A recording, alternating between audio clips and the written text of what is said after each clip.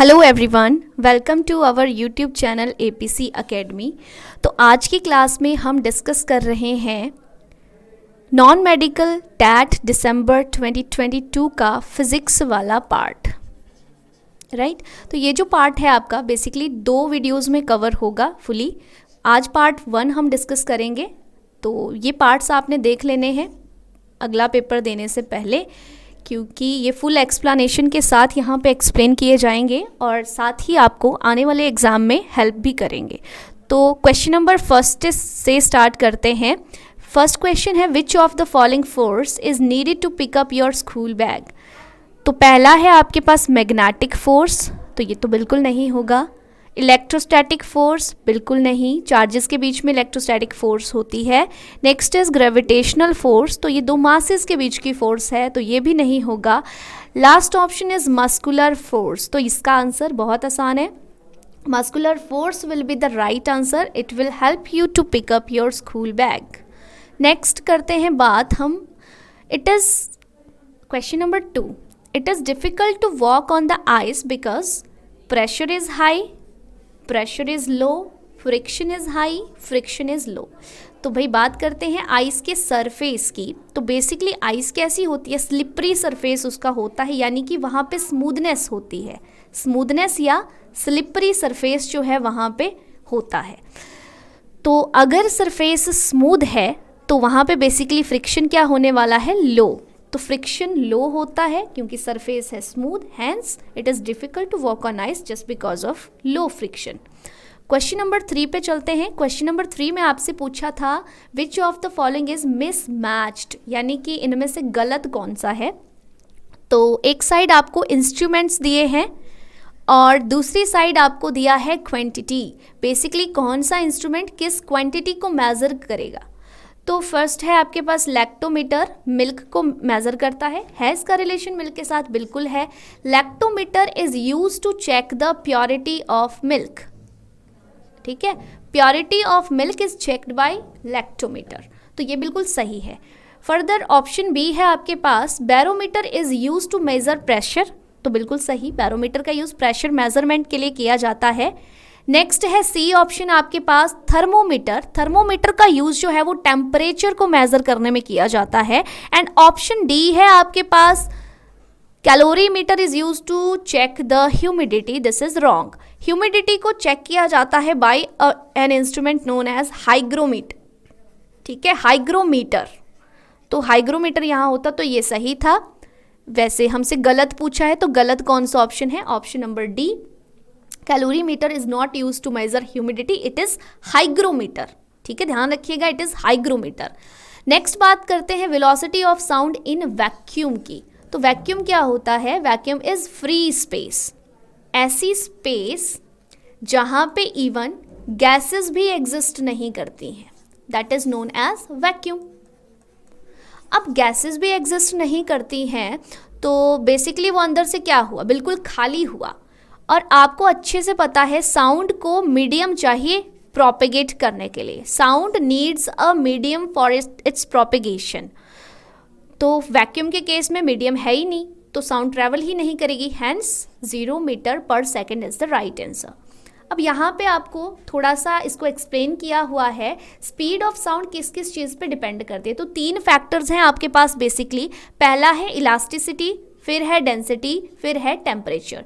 जितनी ज़्यादा high elasticity होगी उतनी स्पीड फास्टर होगी। डेंसिटी के केस में क्वेश्चन पूछते हैं आपसे, सॉलिड, लिक्विड, गैसेस, तीनों में से गैसेस किस में ट्रैवल फास्टेस्ट करेंगे। तो जिसमें डेंसिटी ज़्यादा है उसमें फास्टेस्ट होती हैं, इसीलिए सॉलिड में फास्ट होंगी, क्योंकि सॉलिड की density is very much higher than liquids and gases.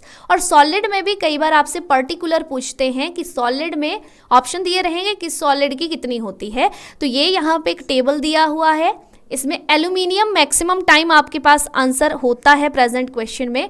तो आपने ध्यान रखना है एल्यूमिनियम की सॉलिड्स में स्पीड फास्टेस्ट होती है, एल्यूमिनियम्स में साउंड की speed is fastest at 25 degree Celsius पे ये टेबल दिया है। बाकी टेम्परेचर का इसमें इफेक्ट पड़ता है भाई, टेम्परेचर का इफेक्ट भी हमने यहाँ पे लिखा है, जितना ज़्यादा टेम्परेचर उतना ज़्यादा फास्ट स्पीड।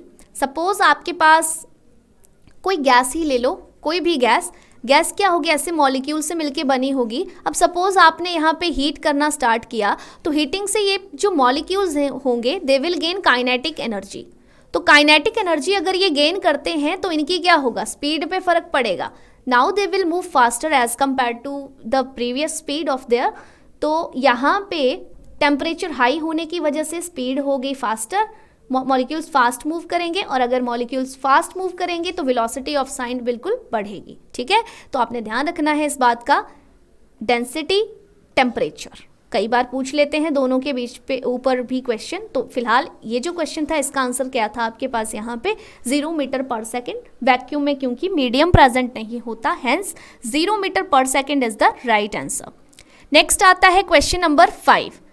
एक पेंडुलम है जो 40 टाइम ऐसे ऐसे ऐसे ऐसे ऑसिलेट करता है। कितने सेकंड में, 40 सेकंड में।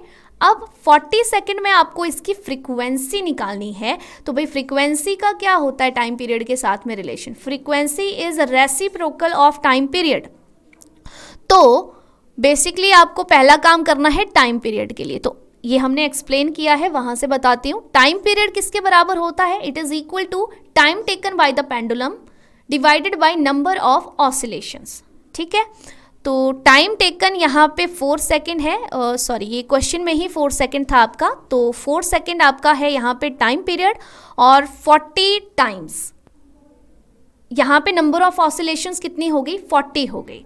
तो आप टाइम पीरियड यहाँ पे निकाल सकते हो। टाइम पीरियड क्या रहेगा आपके पास, 4 divided by 40 which is equal to 1/10, तो 0.1 आपके पास टाइम पीरियड आ गया। ठीक, अब आपको निकालना क्या है, फ्रीक्वेंसी। तो frequency is the reciprocal of time period, hence it is equal to 1/0.1। तो आपके पास आंसर क्या आ जाएगा, 10 हर्ट्ज। तो frequency will be 10 hertz. Next आता है which of the following is the best conductor of electricity.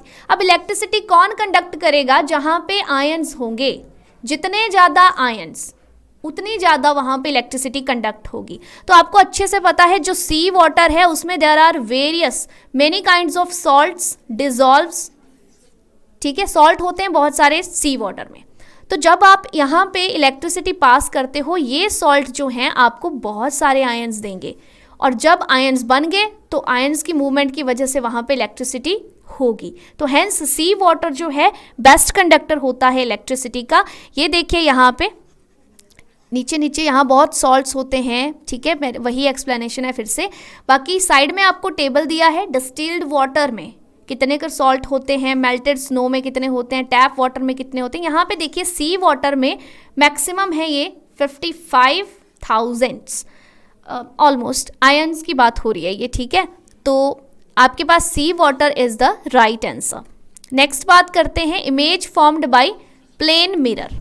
ठीक है, तो प्लेन मिरर कौन सी इमेज फॉर्म करता है। देखो भाई, प्लेन मिरर नॉर्मली वो मिरर है जो हम यूज करते हैं घरों पे। तो पहली बात, मिरर है, मिरर के सामने अगर ऑब्जेक्ट आपने खड़ा कर दिया तो इसकी इमेज इधर पीछे को बनेगी। जब भी आपकी किसी भी जगह पे किसी भी मिरर में image back of the mirror बनती है, it is considered to be virtual image. ठीक है, रियल तो ये बिल्कुल नहीं होती, कौन सी होती है, वर्चुअल। और साथ ही ये होती है आपकी इरेक्ट, ऐसा नहीं कि इन्वर्टेड होगी। इन्वर्टेड इमेज क्या होती है, जिसकी ऑब्जेक्ट ऐसे है और इमेज ऐसे बनेगी, मीन्स ये इन्वर्टेड है। लेकिन यहाँ ऑब्जेक्ट भी ऐसे होता है, इमेज भी ऐसी होती है, हेंस इट इज इरेक्ट। तो पहला ऑप्शन बिल्कुल नहीं होगा।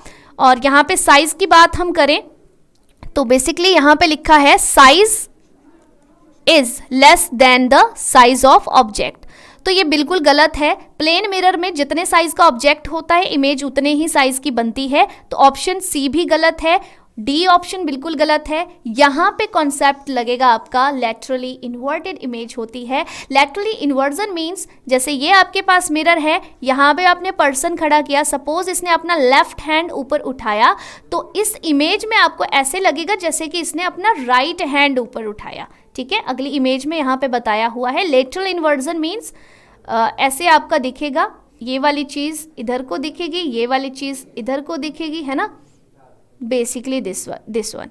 लिटरली इन्वर्टेड इमेज जो है आपका प्लेन मिरर बनाता है। नेक्स्ट आता है क्वेश्चन नंबर 8। आपसे पूछा है एंगल ऑफ डेविएशन प्रिज्म के केस में ग्रेटेस्ट कौन से कलर की लाइट के लिए होगा।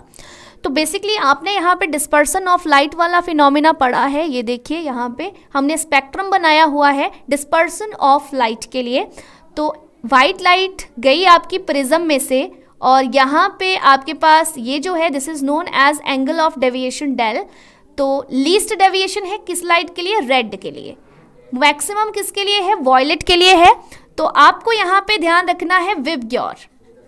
तो विबग्योर है आपके पास वॉयलेट कलर की लाइट के लिए सबसे मैक्सिमम रहा ये एंगल ऑफ डेविएशन। यहाँ से आप मेजर करोगे तो वॉयलेट सबसे लास्ट में बना, वॉयलेट के लिए सबसे ज़्यादा, उसके बाद इंडिगो के लिए थोड़ा कम, फिर ब्लू के लिए और कम, इसी तरह से आते आते सबसे मिनिमम किसके लिए होगा? रेड कलर की लाइट के लिए होगा। यहाँ पे तो फिलहाल ग्रेटेस्ट पूछा था तो वॉयलेट के लिए ग्रेटेस्ट आता है, hence this is the right answer. Next चलते हैं आगे क्वेश्चन नंबर 9 की तरफ। क्वेश्चन नंबर 9 में आपके पास क्या है? एक मैन है और उसकी हाइट आपको दे रखी है 1.6, h इज 1.6। अब उस मैन को क्या करना है? सपोज ये 1.6 का मैन है और उसको मिरर लेना है, पर वो मिरर का ऐसा नहीं चाहता कि मिरर में वो ज़्यादा देखे, वो फुल साइज़ की इमेज अपनी देखना चाहता है मिरर में। तो आपको बताना है कि उसको कितनी हाइट का मिरर चाहिए। तो आपने हमेशा ध्यान रखना है एक पर्सन को उसकी फुल साइज़ की इमेज देखने के लिए अपनी हाइट के हाफ का मिरर चाहिए होता है, ठीक है। तो 1.6 को आप 2 से डिवाइड करो, कितना आएगा आपके पास? 0.8। तो 0.8 जो है इसका बिल्कुल सही आंसर है यहाँ पे 0.8। इतने मीटर का मिरर अगर आप उसको दोगे तो वो अपनी फुल साइज की इमेज जो है वो देख सकता है। नेक्स्ट आता है क्वेश्चन नंबर 10। आपके पास एक ऑब्जेक्ट है, उसकी आपको बेसिकली लेंथ यानी कि हाइट दे रखी है और डिस्टेंस दिया है उसका मिरर से कितना होगा, साथ ही आपको मिरर का टाइप यहाँ पे दिया है कॉन्वेक्स मिरर। तो ये जो क्वेश्चन है इसके ये जितने भी आंसर्स थे ऑप्शन की में गलत थे। बेसिकली आंसर तो आपका 8.57 आएगा, लेकिन ये मिरर कौन सा है? कन्वेक्स। तो कन्वेक्स मिरर हमेशा वर्चुअल इमेज बनाता है और virtual image behind the mirror बनती है, राइट। तो यहाँ पे बिहाइंड द मिरर जो है वो आंसर होगा 8.57 इन सेंटीमीटर बिहाइंड द मिरर, क्योंकि कन्वेक्स मिरर है। तो जितने भी आंसर्स हैं उनमें आपकी न्यूमेरिकल वैल्यू यही मैच होगी। निकालनी कैसी है वो अभी हम चेक करेंगे, पर फ्रंट में नहीं बनेगी, कहाँ बनेगी? Behind the mirror. इस क्वेश्चन के टैट वाले पेपर में अभी ग्रेस मार्क्स मिले हैं क्योंकि ये जो ऑप्शंस थे कोई भी सही नहीं था। बाकी हिंदी वाले जो होते हैं क्वेश्चन फॉर्मेट, हिंदी वाले क्वेश्चंस में जो था वो बिल्कुल सही आंसर था। तो 8.57 centimetre in front of the mirror यहाँ पे रहेगा, फ्रंट की जगह पे आपका बिहाइंड द मिरर, ठीक। आगे एक्सप्लेनेशन इसकी देखते हैं। तो देखो आपको क्या क्या दिया है। आपको दिया है रेडियस ऑफ कर्वेचर कितनी? 30। आर दिया है 30। सबसे पहले आप क्या करोगे? यहाँ पे एफ निकालोगे। एफ और आर के बीच में क्या रिलेशन होता है? F is equal to R by 2। तो आर है आपके पास 30, 30 बाई 2 is equal to 15 centimetre. Next है आपके पास क्वेश्चन, यहाँ पे क्वेश्चन में दिया है डिस्टेंस, ऑब्जेक्ट डिस्टेंस u आपके पास दे रखा है। तो ये आपके पास कन्वेक्स मिरर है, इसके फ्रंट में ऑब्जेक्ट को खड़ा किया है, राइट ना। फ्रंट में देखो ये है फ्रंट में, तो फ्रंट वाली जो है आपके साइन कन्वेंशन आपने कार्टेशियन वाली लगानी है। अगर आपके ऑब्जेक्ट डिस्टेंस इस तरफ है तो आपके पास साइन कन्वेंशन लगेगी नेगेटिव, इस तरफ है तो क्या लगती है? पॉजिटिव। अपसाइड इस तरफ को हाइट वगैरह कुछ दे रखी है तो वो पॉजिटिव लेनी है, डाउनवर्ड हाइट दे रखी है आपको तो वो नेगेटिव लेनी है। तो फिलहाल ऑब्जेक्ट डिस्टेंस है, ऑब्जेक्ट डिस्टेंस जहां पे ऑब्जेक्ट खड़ा होगा वो फ्रंट में दिया है, तो यहाँ पे फ्रंट वाले डिस्टेंसेस क्या आएंगे आपके पास? नेगेटिव साइन के साथ आएंगे, तो नेगेटिव लगेगा। उसके बाद हाइट जो है ऐसे खड़ा है वो पर्सन, तो हाइट आपके पास 5 सेंटीमीटर यहाँ पे दे रखी है। फाइंड क्या करना है? इमेज कितने डिस्टेंस पे बनी, v निकालना है। तो क्या फॉर्मूला आप लगाओगे? यहाँ पे आपका मिरर फॉर्मूला लगेगा, which is 1/v plus 1/u as a whole it is equal to 1/f। तो 1/v आप जो भी आपने यहाँ पे लिखी है वैल्यूज वो पुट करेंगे और 1/v की वैल्यू आप यहाँ से फाइंड आउट करोगे तो वो आपके पास 8.57 सेंटीमीटर जो है वो आएगी। पर बनेगी कहाँ पे? ये देखो हमने यहाँ पे करेक्ट किया है इसको, वर्चुअल होगी इमेज क्योंकि कॉन्वेक्स मिरर है, इरेक्ट होगी, और साथ ही कहाँ पे बनेगी? बिहाइंड द मिरर बनेगी, ठीक है, that is right. Question number 11, which is not a member of solar system. तो सोलर सिस्टम का मेंबर या इनमें से कौन सा नहीं है? एस्टेरॉइड ऑफ कोर्स है, सैटेलाइट है, कॉन्स्टलेशन, कॉमेट, कॉमेट भी है, कॉन्स्टलेशन जो है वो नहीं कंसिडर किया जाता। ये वाली चीज़ आपको एनसीईआरटी वाली बुक्स में मिल जाएगी। आई थिंक 8th क्लास का 17th चैप्टर है जिसमें सोलर सिस्टम एक्सप्लेन किया हुआ है। तो कॉन्स्टलेशन जो है क्या होता है, तारामंडल होता है, ग्रुप ऑफ स्टार्स जो एक स्पेसिफिक पैटर्न फॉर्म करें, that is known as constellation. तो इसमें आपने वेरियस तरह की कॉन्स्टलेशंस पढ़ी होंगी, लाइक उर्सा मेजर क्या होता है, उर्सा मेजर कॉन्स्टलेशन है ना, बहुत सारी पढ़ी होंगी, अभी मुझे ध्यान नहीं आ रही है। तो pattern, group of stars making pattern यहाँ पे लिखी है हमने। Constellation is a group of stars that are connected together to form a figure और पिक्चर इज कॉल्ड कॉन्स्टलेशन। ठीक है, तो constellation is not a member of solar system. ये बात, ये क्वेश्चन जो है वो प्रीवियस वाले टैट्स में भी पूछा हुआ है, तो ध्यान रखिएगा। नेक्स्ट आता है क्वेश्चन नंबर 12 हमारे पास। 2 पर्सन है, एक x दूसरा y। एक को लगते हैं जाने में 10 घंटे, दूसरे को लगते हैं सेम जगह जाने में 12 घंटे। जगह कौन सी है, बेंगलोर टू हैदराबाद। तो x पहुंच रहा है 10 आवर्स में, y पहुंच रहा है 12 आवर्स में। बाकी आपको एवरेज स्पीड को लेके ऑप्शंस दिए हैं, तो भाई जो जितने जल्दी पहुंचा उसकी एवरेज स्पीड ज़्यादा होगी, ठीक है ना। तो यहाँ पे average velocity of x is more than that of y, this is the correct answer, क्योंकि यही जल्दी पहुंच रहा है। बाकी हमने एवरेज वेलोसिटी के लिए फॉर्मूला यहाँ पे कंसिडर किया है, this is displacement over time elapsed. Question number 13 आता है आपके पास, angular speed of seconds hand of a clock. तो आपके पास क्लॉक है, उस क्लॉक की आपको सेकंड वाली जो सुई होती है उसकी स्पीड, एंगुलर स्पीड जो है वो निकालनी है। तो एंगुलर स्पीड सबको पता है, it is omega and it is equal to theta by T. Angular displacement is theta and T is time.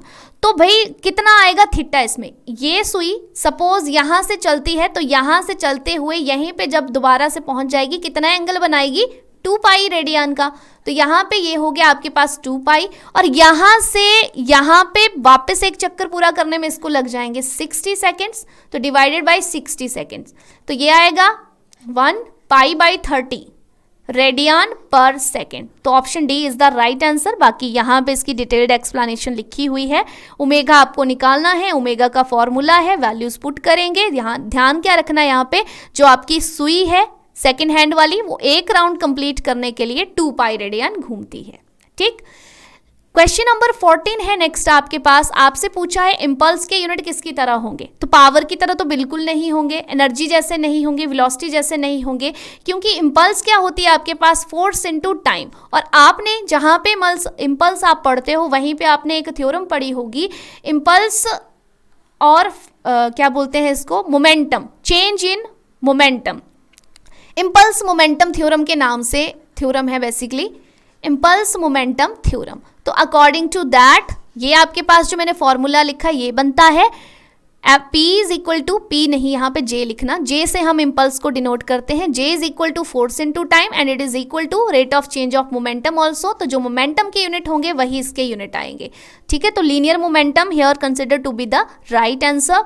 The units of impulse are same as that of linear momentum. ठीक, next चलते हैं। Question number last है हमारे पास। एक मास है 5 kilogram का which is acted upon bye a force of 1 Newton starting from rest, यानी कि u आपके पास 0 दे रखा है। आपसे पूछा है 10 सेकंड में कितना डिस्टेंस ये कवर करेगा। तो क्या क्या दे रखा है, मास दिया है, फोर्स दिया है। अब आपको क्या करो, आपको डिस्टेंस बोला है ना, तो डिस्टेंस के जो भी फॉर्मूला है आप सपोज लगा रहे हो ut plus half at square वाला, तो यहाँ पे आपको एक्सेलरेशन की ज़रूरत पड़ेगी। तो एक्सेलरेशन आप फोर्स से निकालो। F क्या होता है आपके पास, मास इंटू एक्सेलरेशन। F फिलहाल 1 दिया है, मास आपके पास 5 दिया है, this is equal to acceleration. तो एक्सेलरेशन आपने निकाल दिया, ये आपका 0 हो गया क्योंकि u 0 था। तो S is equal to half into G, A कितना है आपके पास, इट इज़ 1/5, और T कितना है, T is time, time is basically 10 second. तो 10 मल्टीप्लाइड बाई 10, दिस इज 5 2 ज़ा 10, 2 से 2 गया, now this is equal to 10। तो 10 मीटर का डिस्टेंस कहाँ है, ऑप्शन ये है। 10 मीटर का डिस्टेंस जो है यहाँ पे कवर करेगा। डिटेल्ड यहाँ पे आप हमने सॉल्व किया हुआ है इसको, आंसर जो है वो कितना आएगा, 10 मीटर। ठीक है, तो ये था आज का video, part 1 of physics section. जो कि दिसंबर 2022 वाले एग्ज़ाम में आपसे पूछा हुआ था। इसके बाद नेक्स्ट पार्ट भी आएगा, पार्ट 2। तो thanks for watching the video. और अगर आपको ये वीडियो अच्छी लगी हो तो इसको लाइक करें, शेयर करें और हमारे चैनल को जो है वो सब्सक्राइब करें। Thank you.